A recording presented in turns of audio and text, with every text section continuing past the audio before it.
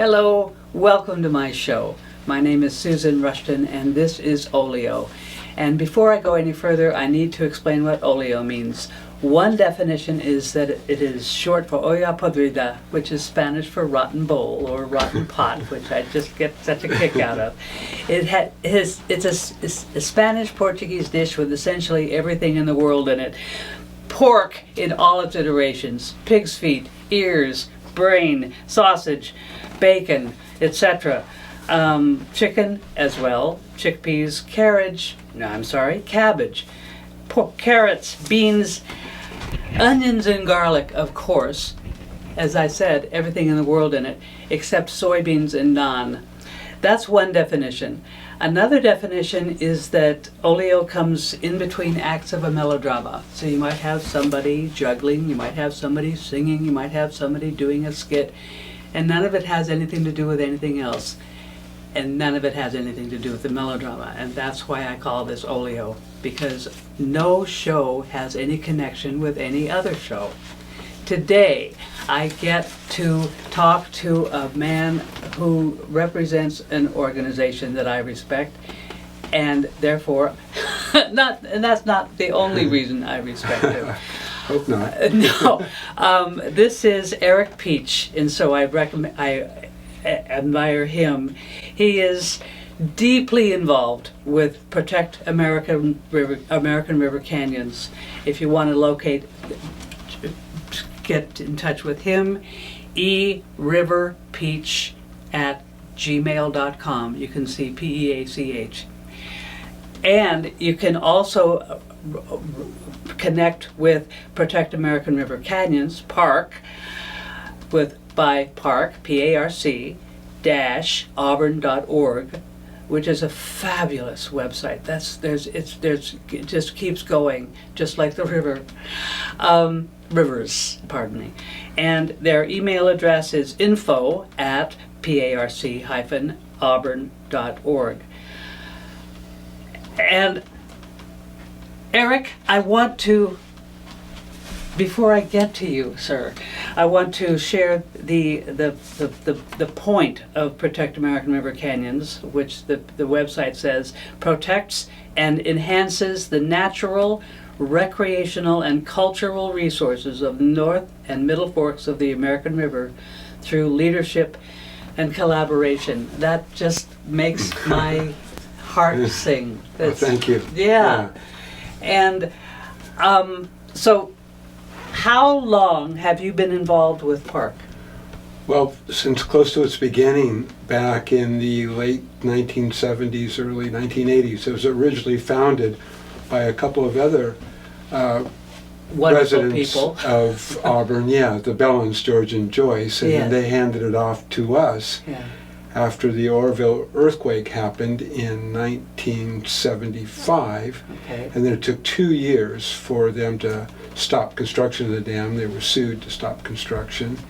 And then the Bellins moved on and handed off the savings book to us, which had a few $100s in it. Oh, nice. And we used that as a nucleus to fight the resurgence of the Auburn Dam. After it was stopped, there was a lot of political interest in getting it going again and trying to solve the problem of the earthquake fault that dam was being built on, which is, it takes a lot of gum, I think. You know? Gum. I don't know what they were going to stuff in the fault, but they were trying to figure something out. Oh, yeah. Okay. Yeah. And it's always puzzled me. Granted, a dam provides water. Absolutely. Yes, and that's important. At the same time, I've never seen a beautiful dam lake. Because it goes up and I don't want to see. Well, we call it a bathtub ring. Oh yeah, I don't want to see a bathtub rings in a lake. Yeah, I want to see the end of the lake. I want to see that. But, clearly Auburn was going to be the sacrifice area because we were going to get the highly fluctuating water levels because we were going to provide recreational flow for Folsom. They already had the facilities and everything else. Auburn was really getting the raw end of the deal here. All the recreational facilities were going to be built on the other side of the canyon, and the boat ramp, the camping and things like that. We were going to get nothing except for this Ugliness. Yes. And if you want to compare, what you're talking about is Lake Clementine, which is a beautiful little foothill lake that has a constant level to it. Okay. And very fun for recreation, paddling, swimming, you name it, it's all there at Clementine. But the flow doesn't fluctuate because it goes over the top of the dam. And, you know, the American River was and continues to be a hard-working river. Through the Middle Fork project that PCWA runs, we have water storage, we have some flood control, we have electrical production, hydroelectric production, all for the people of California. Mm-hmm. So these are the two things that were the premise of the Auburn Dam, was flood control and water storage. And part being the group of individuals that reformed it there were many besides myself. I know, I figured Very, that. very many. Yeah. Go visit our website. We're a solution-based group. We tried to find solutions that would work without damming the American River canyons near Auburn. And those basically for flood control were rebuilding the levees, making them stronger so they could handle higher flows, and modifying Folsom Dam to a lower spillway so they had more flexibility in their water releases, and they didn't have to wait for it to fill up before they could release water. And then the other thing was water production, and we collaborated with the PCWA and others to put in the pumping station there to pump water into western Placer County. Okay. So those were two of the main obstacles that we were trying to help resolve in a way that didn't include damming the American River. These beautiful canyons. Yeah. They're fabulous. Yes, they are. And so basically it was political. There was a lot of politics behind this dam. It's always been described as a political dam. There were some politicians that got behind it. And the Bureau of Reclamation obviously was looking for more work, They were going through a big dam building era, and there was just no stopping it, we thought, until the earthquake happened in Orville in 1975. And did they know that there was earthquake possibility under the river? Yes, they knew that there was a fault zone there that had been documented. The geologists had studied the site, and they had seen that there was a separation of rock masses that could and eventually will. could slide, especially if lubricated and by water and with all the pressure of water. So. And that's what they feel like happened at Orville Dam. Mm-hmm. That's the highest dam, I think, in the United States I don't know. And that water lubricated the fault underneath it, and the pressure of the water put so much weight on it that it shifted and moved. And that's basic information, isn't it? That's basic and understanding. Yes. And everybody, but those who should have known. Yes. Well, but the Bureau had planned this inexpensive eggshell of a dam to put up in the canyon. So it was called a thin curved arch, where it curved like an eggshell, top to bottom and side to side. And that way they could use a lot less concrete. But when this earthquake fault happened, they realized that dam wouldn't survive the shift, and it would crack and potentially flood Sacramento.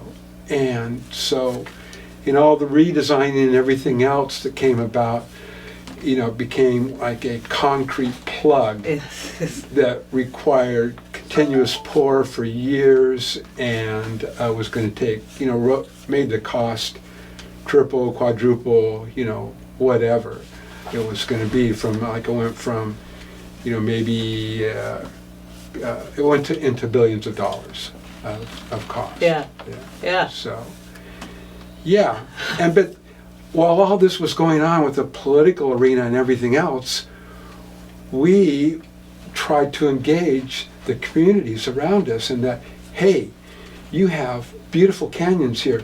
You have an incredible network of trails. You have river recreation. And you live here. You live here. You This have is yours. sites. Yeah. Native American sites. Yeah. This is really spectacularly scenic canyon. And if you think about it, it's the ecological staircase between the valley and the mountains. The foothills zone is the zone that is perhaps most accessible because it isn't as intensely populated as the valley, and it's not as steep, even though we consider it steep here. And also not as snowy. As the mountains. Yes, so it has this huge economic, recreational value to it, as well as just all the health benefits that being active provide for you. Yeah. And it's an outdoor classroom. The education opportunities are infinite there, with all the plants, the wildflowers, the bird species that migrate in and out, and things like that. So we, one of our board members then, Otis Wallen, had written a book, and he said, "Hey, Peach, let's write a book." And he had the experience, so I kind of followed along with it and tried to do as much as I could to contribute to that effort, as well as dozens of other people, if you take a look at our book and the acknowledgments in it. And so that was fun, just to collaborate with people that knew the canyons well from a historical perspective, or a scientific perspective, or recreational perspective. And, I was turning somersaults of joy when I moved to Auburn, but I was saddened by the prospect of having to probably move away if the Auburn Dam were completed, because when I moved here, it was under construction. And so, it was fun to meet with the scientists who took us out and showed us the aquatic invertebrates. Instead of gold pans full of nuggets, we had gold pans full of aquatic insects that we were trying to identify.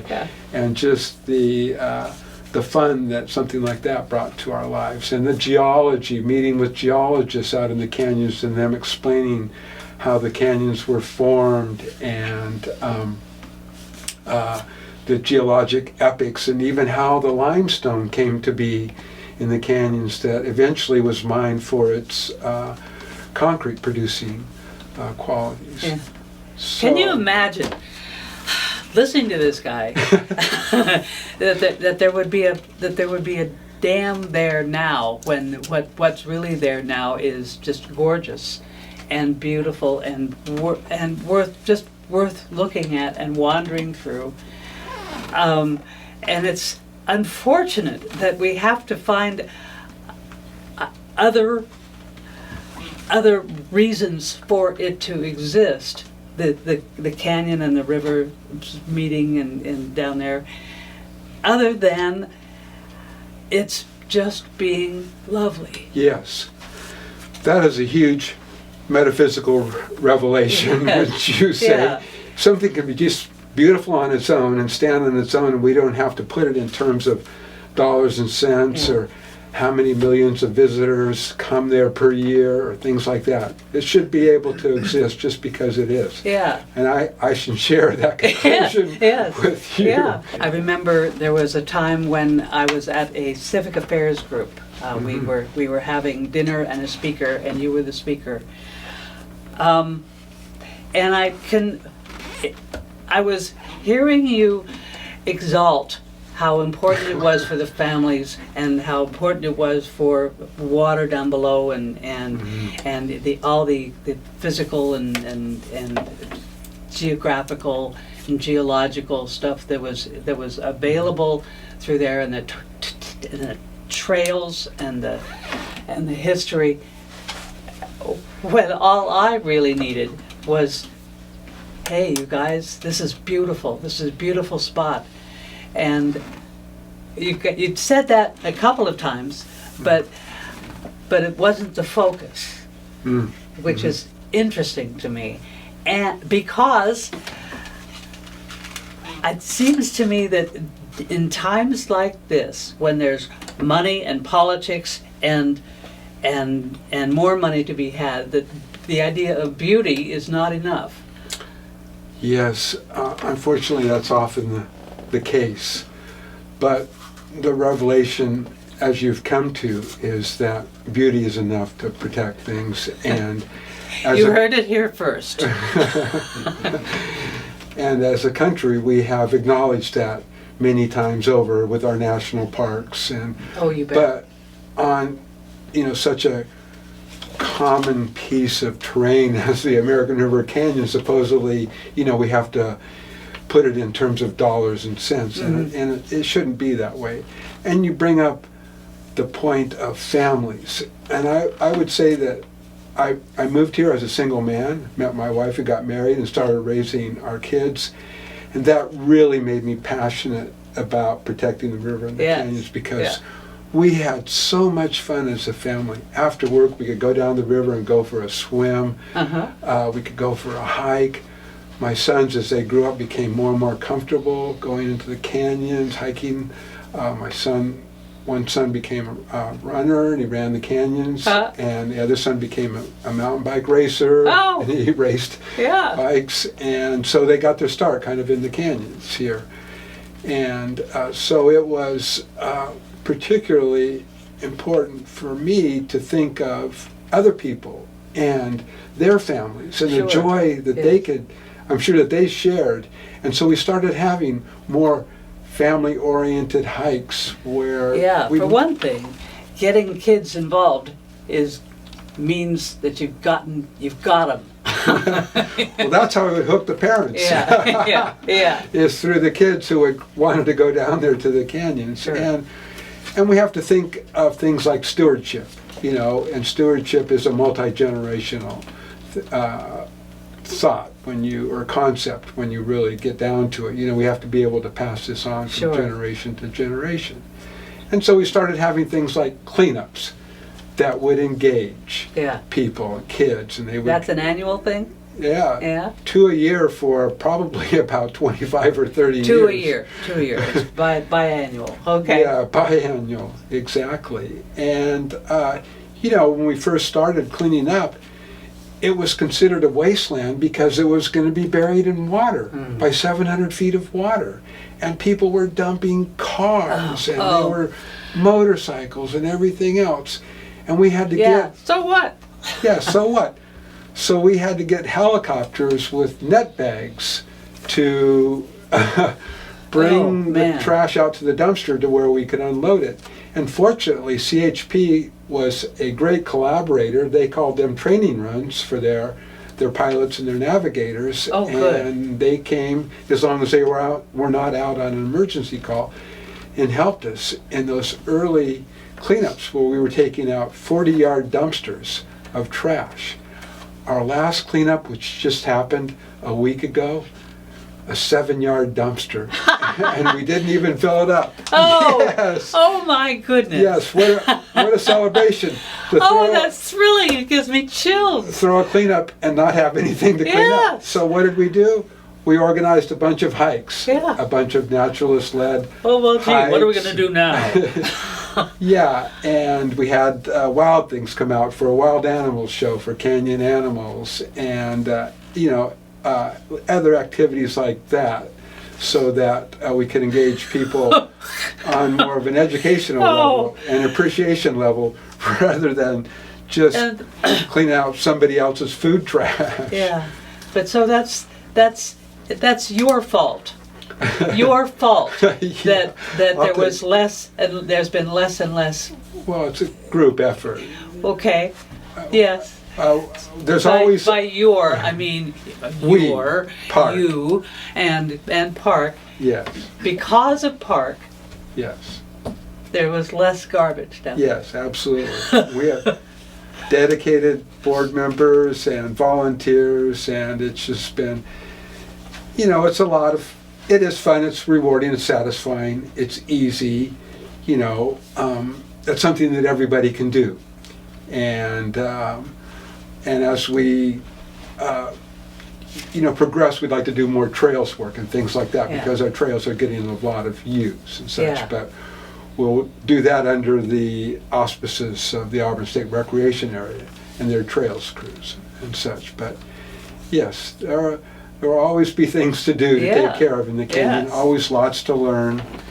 You know, the butterflies are coming out now, the wildflowers. It's just like a sanctuary Yeah, yeah. out there. Yeah. Now, one of the things I'm aware of is that you guys have a contest with youngsters, not youngsters, but Oh, yes. Of course. Thank you. That's very important. That's one of our board members who's a physician in Sacramento, and they do a scholarship essay contest there. And he brought that to our group. And now I think we've been doing this about 8 or 10 years. We've had a high school scholarship essay contest where each year we ask them a question about their connection to the river and canyons and what they think are the threats to the canyons are and what their ideas are to solve those threats. And it's become a very compelling part of our organization's mission is to have this essay contest, read these essays, try to implement some of their ideas, and hand over a small check to them to go towards their college education. Mm-hmm. And we've been doing that for 5 students each year for, as I say, probably 8 or 10 years. Great. And we hope to expand it in years to come. Yeah, because Okay. $500 isn't much. That might buy you a couple of books these days, you know. But we got to keep up with inflation and all. yeah, yeah. Oh Yeah. my. Yeah, Okay. so that's a lot of fun for all of us. Yeah. So even though you guys have found less garbage down there now, is there still rumbling about what's the point of keeping this here and regarding saving the Yes, unfortunately there is, Susan. Although it has no environmental studies, the site has been kind of co-opted by the PCWA pump station. It has no water rights. It has nothing. It's still a federally authorized project. It has no funding. It has nothing. You mean the dam? The dam. It's Yeah. still in the system. It's still in the system. And so whenever there's rumblings of we need water, people who don't understand say, what about the Auburn Dam? And then the politicians are quick to pour gasoline on that. Yeah. You know, and go, yeah, vote for me. I want the Auburn Dam. It's not a reality. It's a political football at this point. But, you know, the realization is there that it is still on the books. And unfortunately, under the current Congress, it's probably not going to be going away. Yeah. But even though the reality of it is very, very dismal if that ever happening. So that's why we have focused more on the stewardship, Sure. the education, the interpretive, what we have, what is important about this, our connection to it, and what we need to do to help save it. Yes. Okay. You mentioned the book that you guys Yes. wrote. That book is available at the bookstore downtown, right?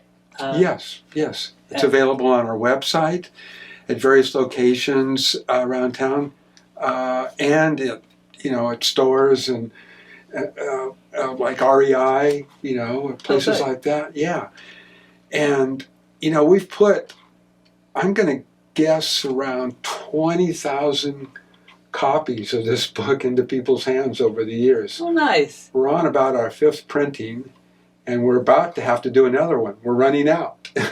Darn. So, yeah, Yeah. shoot. Yeah. Yeah. And so we'll be reevaluating the river running section of it because the Yeah. river changes with the flows and the trails and everything else. And then we'll be probably republishing it again at the end of this summer. Okay. Is our goal. So Yeah. you're going to be re-editing it? Yes. Ah, okay. Yes. Oh, that takes work. Yes. But Fortunately, it's digitized. Yeah. So Yes. the first one we made up was an art project. You know? Sure. It's, pasting pictures on boards and, Oh, yeah. and text on boards and things like that. You know, it was very labor intensive. And how long ago was that? I'm going to say about 1990 Oh, my. or so Okay. we looked at it as a part of our toolkit to Okay. stop the Auburn Dam. Yes. You know, when somebody started raising the dam flag, we started raising the book, Yeah. you know, Yeah. to let people know what they were missing out on here. Okay. Right. So, Okay. yeah. And we also have a trails map, recreational trails map that goes along with it too. And that has a lot Great. of valuable information, just the map alone has quite a bit of valuable information on it. So, what do you do for a living? Well, when all this started, I was an upholsterer here in town, Yeah. and I loved antiques, and so I kind of specialized in antiques. And then I was missing out on working directly with the public, and I loved kids. And so, and my wife and I, we met in clay classes at Sierra College. And so we closed the upholstery studio and turned it into a clay studio. Okay. And we started teaching ceramics classes in the schools. And we always tied the environment into our ceramic classes. What a too. surprise. Yeah. I would never have imagined. Yeah, so the kids would make animals and animal masks and projects like that. We Good. just had a lot of fun. And it was fun for me because I loved working with kids and I loved clay, and my wife and I were good partners in this project. Oh, and good. so we got to work together Good. with all this. All right. So So, where is that? our studio is at our home.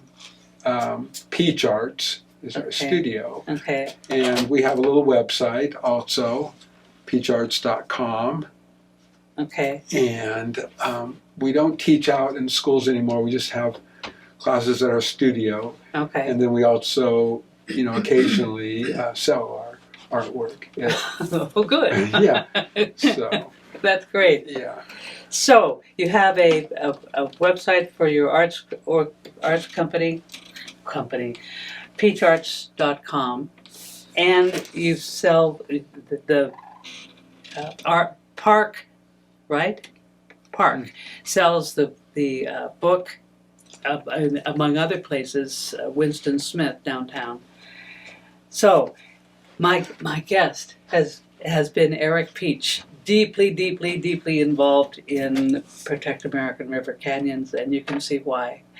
Email him at eriverpeach@gmail.com or take a look at park-auburn.org. This is where you live, and aren't you lucky? go out and enjoy your backyard. Now's the time of the year. Thank you, Susan, very much. Thank you, Eric. It's been a pleasure. It's been a pleasure for me too. Good. And thanks for watching.